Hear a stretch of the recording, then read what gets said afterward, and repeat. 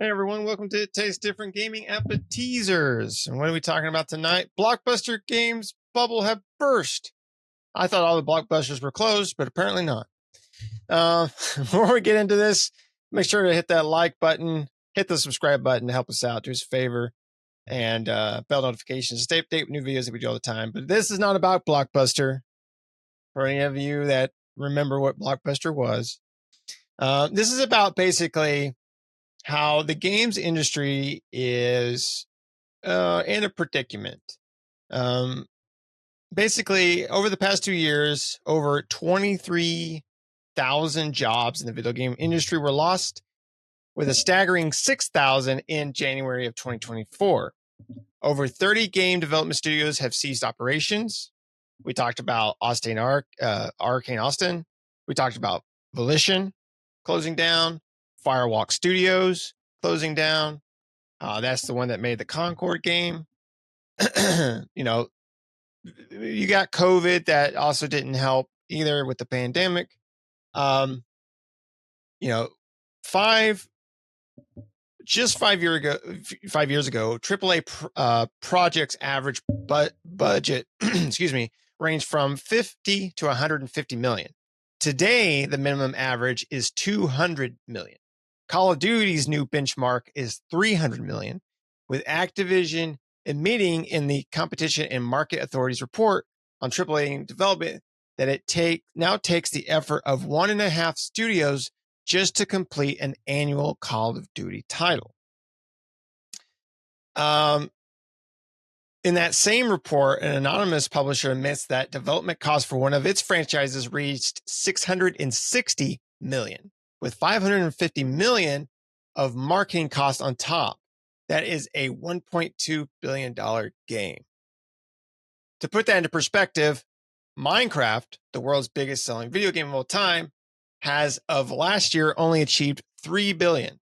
It took 12 years as that game launched in 2011. Blizzard, so we talk about,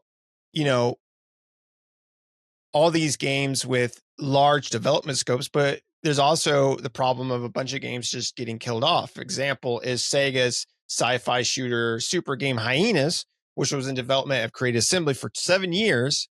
And just as it was publicly playable for the first time via alpha testing, it was canceled. Sega said the reason was it preemptively concluded that Hyenas couldn't make its money back, which I could have told you that 7 years ago when you started developing it, but whatever. Blizzard's survival project Odyssey had a similar trajectory. Odyssey would have been the studio's first new IP in 8 years, and it was very similar to Minecraft and Rust type of game. So coming from Blizzard, it probably would have done really well. But when Microsoft acquired Activision Blizzard, the project was swiftly killed, with little reason publicly given beyond inconveniences and switching engines to increase player count on the servers. So this is to give current AAA publishing reflect on a deep-rooted fear to engage with anything new and original. With publishers perhaps more risk-adverse than ever to stray out of their established IP safety bars. So basically, just to stay within, that's why we get the same Call of Duties every year and everything like that. We don't get despite owning Infamous, Jack and Dexter, Killzone, Resistance, and Sly Cooper, I think even Guerrilla Games, who makes Killzone, has talked, they make Horizon as well, have talked about that they'll never make another Killzone, right? We'll probably never see another Resistance. Infamous, I don't know if it'll ever come back. Sly Cooper, I don't know, right? So, then most of these are trying to chase that.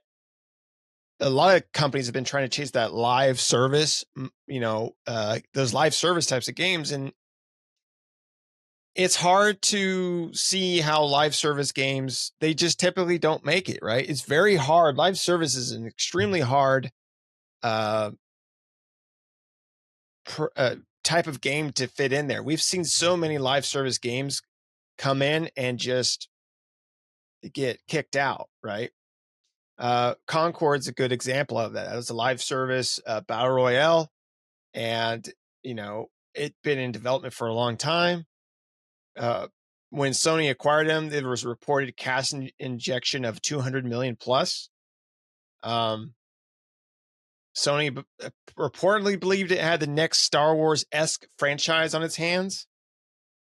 I guess it was their last hope because it, died off. So, but soon after Concord came out, Firewalk Studios was closed. Completely. Again, it's. I think the biggest thing is we see a lot of these games come and go, and I think the biggest thing is like money in a game. Throwing money at a game does not make it successful, right? The budgets for these games are getting bigger and bigger, but that doesn't mean that a game is going to be a successful game just because of that. Call of Duty is successful because even the normies or the people that don't play video games very often play Call of Duty, right? Everybody does. It's like Candy Crush, but it's like the people who play Candy Crush religiously, right? It's like their version of Candy Crush that comes out every year and they play it, right? Till it dies off and they play. It's kind of like Madden every year, right? The same people that played Call of Duty last year, or played Madden last year, played the one before that, and the one before that, and the one before that, and will play the next one to come out. And Madden's the same exact game every freaking year. And so is Call of Duty, right? They change it up a little bit, but ultimately it's the same game. So yeah, I mean, it's just that the Blockbuster game bubble, I don't know if it's burst per se, but it's definitely on the verge of doing so if it hasn't. I think developers need to, the problem with developers and publishers nowadays is they're trying to get everyone on board, right? I kind of miss the days where gaming wasn't so big. You know what I'm saying? Because gaming is so big now that the casuals, because if you think about games that were made back in the day, right? You had a few casual games, yes, that would come out. But most of the games were really geared towards enticing gamers, right? The hardcore, because that was the base to come in and buy their products and play their games. That's who these studios were trying to bring in. Nowadays, they're not trying to bring people like me and Shane, or maybe even you, if you're listening to this, trying to bring us into their ecosystem. They're trying to bring in, Grandma Jean, who hasn't played a game in 30 years, but hopefully the next version of Call of Duty, adds a walker, and hopefully that'll bring her in, right? It's like they're just trying to appeal to the mom and pops, the everyday person, the guy that has an Xbox or a PlayStation and he hasn't turned it on in like 2 months, and they're hoping that this game will make him click the power button, right? Or the kids are with grandma and his wife's got to work late, or whatever the case may be, so, or she's going to bed early, so he's got a couple of hours to play before he's got to go to bed because he's got to get up early and mow the lawn the next day. That type of person, right? With us, we're playing video games 24/7 and strapped to our chests, but for them, it's the person that plays them every so often. They're the guy that asks you like, what are you playing? And you say a game that's extremely popular, and they're like, I've never heard of that before. And it's like, okay. It's kind of like when you talk to any subject that someone's not into, right?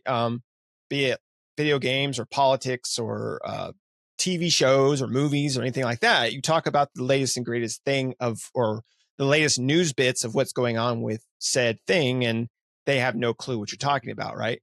And those particular avenues are trying to get everybody, right? And it's not just gaming. It's a lot of different things out there. Movies are kind of some movies are trying to go that direction, right? But video games are really trying to go that direction, especially since video games started to become so popular, right? In such a wide audience now.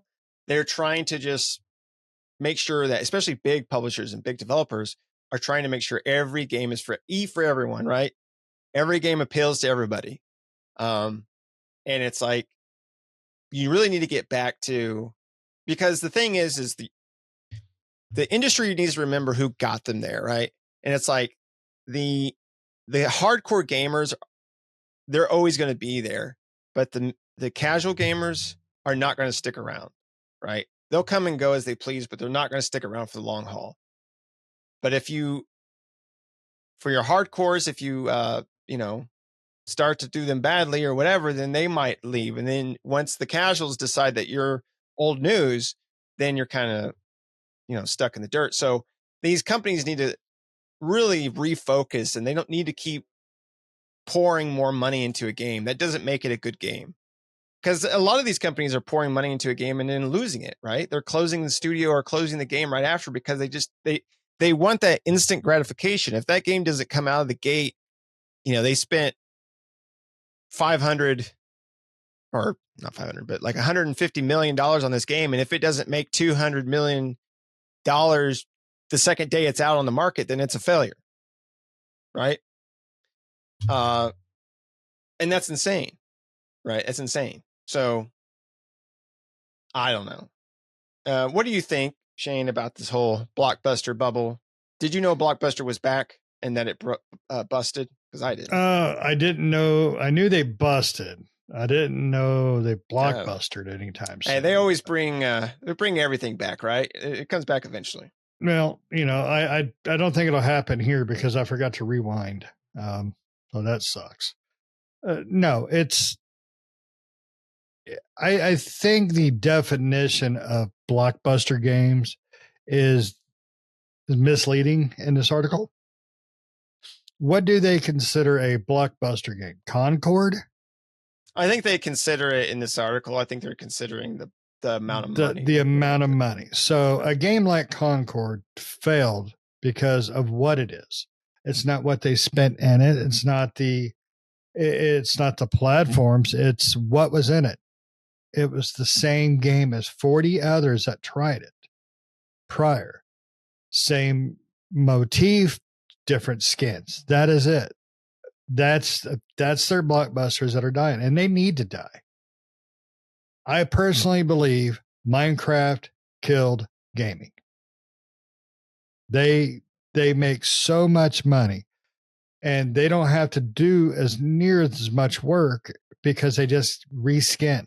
They reskin, and they charge you for those skins. That's the quick buck. Now, I'm okay with free to plays. I think free to plays can be very fun. First Descendant, as just one off the top of my head, we enjoyed the crap out of. That game didn't double dip us though. They didn't charge us and then charge us for booby skins and tighter pants. What it did was it gave us fun gameplay as a cooperative group, because we had fun with it. Nothing serious. And that was a game. I don't know what the development was on it, but it was a fun game. Concord, on the other hand, was not a fun game. It was purely, clearly, and only for cash and cash grab only. If you want to throw money at a game, that's not going to make your game work. Yes, some games do make serious bank because of the money. Grand Theft Auto 6, I think the last we heard, the budget's around $2 billion. I love Grand Theft Auto 5, but I'll be honest, if they're spending that kind of money in it, I hope it crashes. I hope it bombs. It won't, but I hope it does. I hope they learn their lesson. Blockbuster games, if it's based on the cash spent to development, yeah, I think that kind of money is not being used to develop the games right.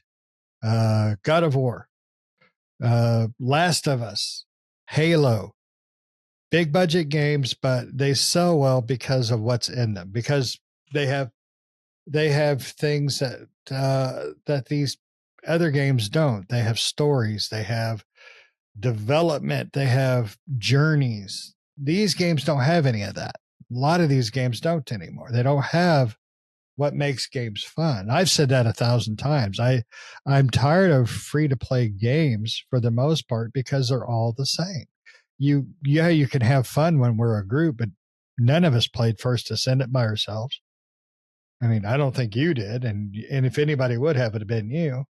Um, I didn't, because it's a game where it's meant to be played with friends. Never bought one thing in it, and I'll never buy a game anything in games like that because it's too expensive. Um, I don't mind. I don't mind a game with lesser graphics, lesser size. I would prefer more games to be around the 10 to 15 hour range, because I can fit more passion and time into a game that's 15 hours and try to squeeze in another 200-hour game where I have to find the next golden scrotum on the map for, Black Flag 5 or, Assassin's Creed 23 or whatever they're doing this time. Those games don't appeal to me no more. They were fun when I could beat them in 20-25 hours. But they're so big now, and there's so much, and they think that's making it better. It's not. And I know one thing that I believe in my heart of hearts, for local development in the United States, quit letting them use it as a tax write-off. They'll stop that shit real quick. Oh, we failed. Just, give me some money on that from the government. That's what they do. I mean, they do it with movies all the time. They made a Firefly movie from Batman. Made it, developed it, cut it, threw it in a vault, locked it away, got a tax write-off on it. That's what these companies do. The same thing with like Catwoman. Didn't they make that when they was it, or Batgirl or something like that? Yeah, it was a Batgirl one, but the main character was Firefly in that one. That's why my brain went to Firefly. But yeah, you're exactly right.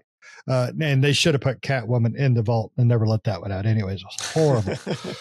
But I think that's one thing that would help stop is quit giving them their money back for nothing.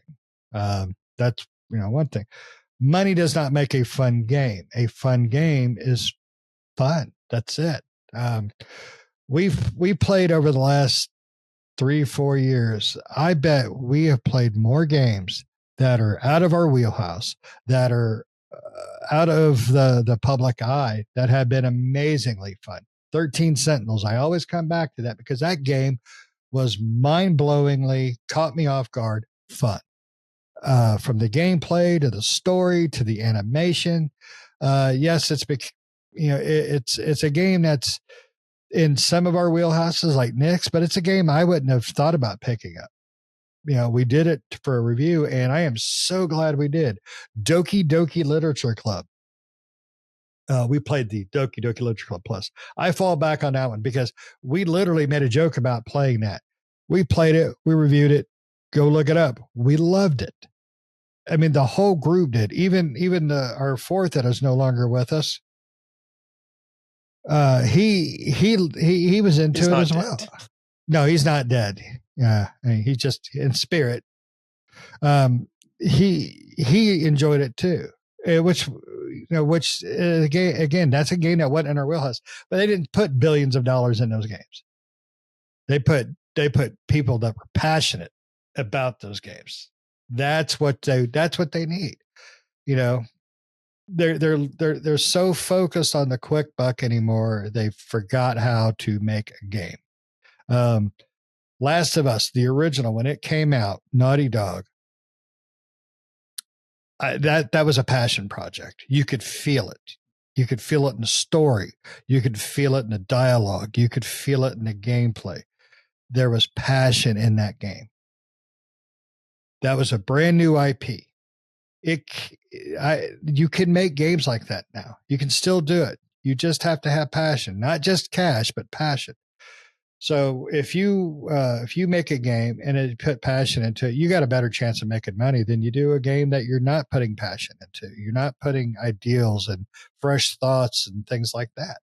And it saddens me that we're not getting those games anymore. Those new IPs that kick butt. Baldur's Gate 3. Yes, it was a threequel, but look what they did. Not only did they release an amazing game, they released a non-broken game. I mean, their first patch was not to fix everything that they missed. Their first patch was being able to bang a bear a little bit better. I mean, that was it. So blockbuster games should be defined not by the size, but by the passion in them.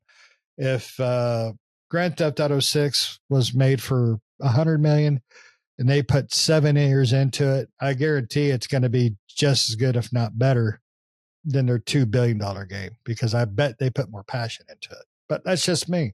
Um, I think money is a big problem with development. I think money is probably going to be what takes down the gaming industry. Consoles are getting too expensive. Games are getting too expensive, not just to make, but to buy. And, I can find games on Steam that are twice as story driven and twice as interesting as you can on, from little developers than you can from big developers like Ubisoft, Blizzard, Microsoft, Sony. I can find more games with funner gameplay and passion and stories and all that. I'm a story guy, though. I really like stories that grab me by the gotchas. So, yep, that's the gaming industry is being ruined by money. And Nick, you're right. They've got to go back to what got them where they're at. Ubisoft is probably the biggest goddamn culprit of it all, because they have some amazing IPs, but they don't do anything with them. They just don't.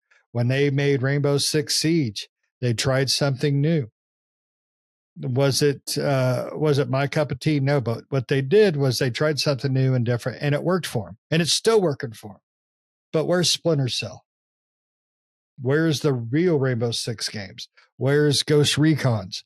They're all doing some weird open world crap that failed miserably. So, anyways, I'm bitchy. That's all I got. Yeah. Well, it's like,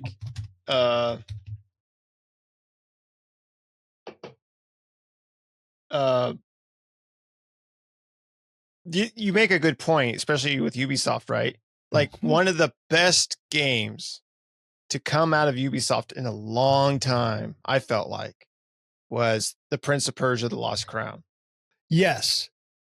And they disbanded that group. And you know why? Because they set goals. Square-Enix is really bad about this too. Yeah, and we never hear about, I know, I'm just saying but Square-Enix, you always hear about that from them. Yeah. Is we didn't meet our goals. What the hell was your goal? Why didn't they meet it? Was it to make a fun, unique game that you typically don't make? You met that goal. Oh, you met it in spades. Was it to sell like, some arbitrary number that you weren't going to reach anyway? You didn't make that goal, so therefore it was a flop. It's like, no, you made something, I thought, from Ubisoft that was a great freaking game, and that I haven't seen from Ubisoft. It could have been the same thing we always get from them, but it wasn't. It was a Metroidvania type style game, and it was great, and I absolutely loved it. I got every achievement in that game. I did everything in it, and they kill the I'm like, and I don't say that about Ubisoft games anymore, and then they disband it because it's like, but that's the type of stuff. I get it, you're a business and everything, but that's the type of stuff that you need to make. I feel like it's like, I don't want the same damn game every year. And I can't imagine their budget was that high on it because of the overall type of game it was. I mean, it wasn't like a big mocap 3D expansive world. It was just a fun side-scrolling left to right twitchy game. And it was well done, from story to characters to graphics, for the graphics snobs like Pat. It was so well done. I can't imagine the budget was that high. I can't imagine they didn't hit their I can't imagine they didn't make money on it, but it's the amount of money they made that puckered their poopers and fired all those people. Well, they didn't fire him. They just moved him on to other projects. They scooched him around. To me, that's firing because the team did amazing. Right. And see, this is the problem with like Ubisoft in that regard. And I also think about Guardians of the Galaxy, right? That game. And the reason I bring both of these up is because the development studios behind these two games, Ubisoft and Guardians of the Galaxy, kind of had a different problem. But with Ubisoft had really, I felt like, and for several years had really gone down the drain, and they continue to circle that drain. And so when they come out with something like Prince of Persia: The Lost Crown, that's actually a really good game, I feel like the people that have been burnt so many times by Ubisoft are just too afraid to come back, right? They're not going to play the game because they're like, it's Ubisoft, I'm out, right? Regardless of the fact that this one might be good, and it was. So, and a Metroidvania, again, is not everybody's cup of tea, but and Guardians of the Galaxy had a similar-ish issue, right? Where all these Marvel games were coming out and they were complete crap. And Guardians of the Galaxy comes out. It was really the one big Marvel Avengers game that really put a shit taste in people's mouths. Right. And so Guardians of the Galaxy comes out and people, I think, avoided it for the same reason, but we played it and I loved Guardians of the Galaxy. I thought that game was great. It was surprisingly great. Yes. Because I think we all went into it with, all right, this is probably going to suck because we know who made it. We know where it came from. But it didn't. It did not. It was great. And we loved it. And I think people have got to be a little more open-minded, even from developers that have basically burnt your butt 1,000 times. They need to look at not the publishers, the actual creators of the game. So that's where people get mixed up because they see Ubisoft, but who at Ubisoft made it? Who done it? And what development team did it? Yeah. Now, according to this, and this is from Polygon, The Last Crown sold about 1 million copies. So to me, if I remember correctly, that's a solid number, especially for that kind of game. Right. Now, what could they have possibly been trying to hit? 15 million? There's no way this thing's competing with Call of Duty or even some more of the low end popular games. There's no way it was going to compete with that. They had to know this. I bet you Ubisoft did. I bet you Ubisoft didn't want it to succeed. You think it was another tax write-off? No, I just think it was a failure. I think they I think why more likely.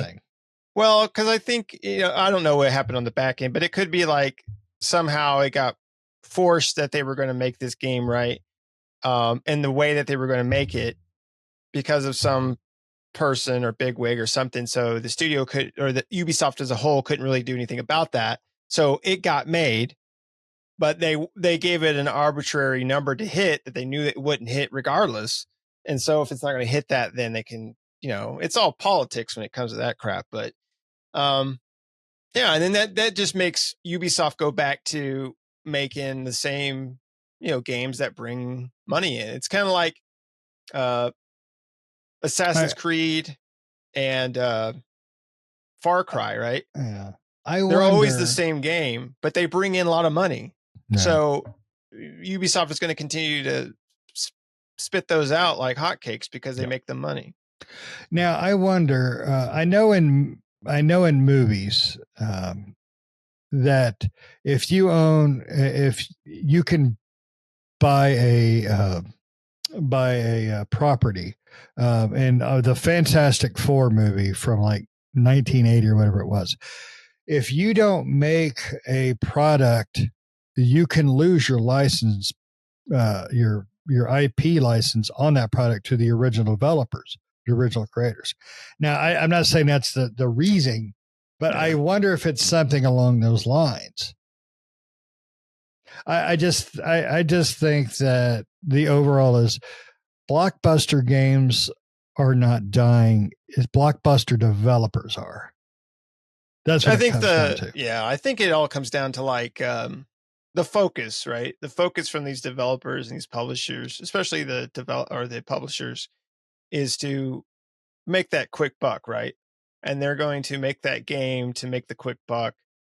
Even if the game's not fun, they're going to create it to where it brings in casual people. They can monetize it in a way that's going to bring in a funnel of money. And and then they build a game around that, right? And then that's where we get all these crappy clone games or games that just don't make it because, could Concord or could these other games that came and died out as quick as they spent more time in development than they did in the actual hands of people. Could those have been successful? They could have if they went in a different direction, right?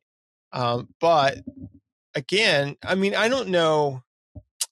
Without speaking to developers, I don't know how many development studios sit back and go, you know what I really love to play or would love to make? A battle royale live service game that I have to support from now until the day I die. Right. I don't develop anything else. I just develop one game and then I develop crap for it forever. Like, I feel like if you were in that type of, like a small development team or whatever, that you would want to make different games, right? You would want it to always make something different. You don't want to. And I think it's feel like it's the publishers, the people that own them that say, no, you need to make this and this is what it needs to be. And then again, it's for the publishers, it's just to make that quick buck. And they're hoping that, again, like they said in Concord, they were hoping it's going to be a Star Wars-esque, like their version of Star Wars, right? But on their console, right? And they had high hopes for a game that everyone could have said ain't gonna work out, buddy. Yeah. No, and the trend of the games like Concord crashing and burning are a hell of a lot higher than games that succeed. I mean, Destiny has succeeded over the years. Fortnite, PUBG, Call of Duty Warzone, but Warzone I wouldn't even put in that same category because that whole genre has been around forever, that whole title. So they had to look at the trend. And what they're putting out doesn't catch on. Neither did 95% of the ones that came out in the last 10 years. So to me, it's just a waste of damn money. And if you want to get something that's a cash grab, come up with something new and exciting and fun. That's what they got to do. And just plain and simple. If you want to make a game that's safe and you're going to make your money back plus change, I think you're going to have to start looking a little bit deeper into what you're developing, because The Lost Crown was one of those games. I think they made their money back. I think they made it back just fine. I think they have, too much of a high hope. That's just the way it is. Square-Enix is horrible about that crap. Ubisoft is horrible about it. I think at the end of the day, you make a game, you sell the game, and you can afford to pay your employees, pay their health care, put some money in the bank. I think that's a good day. That I really do. I think we have just become, the industry of video games and society has just become so focused on the wrong things, and that's about money. I'll get off my horse. I might fall, get a nosebleed. Horse is True. high. Yeah, get off your high horse. All right, well, I think that's it. So, let us know down in the comments below what you think. But other than that, see you next time. See ya.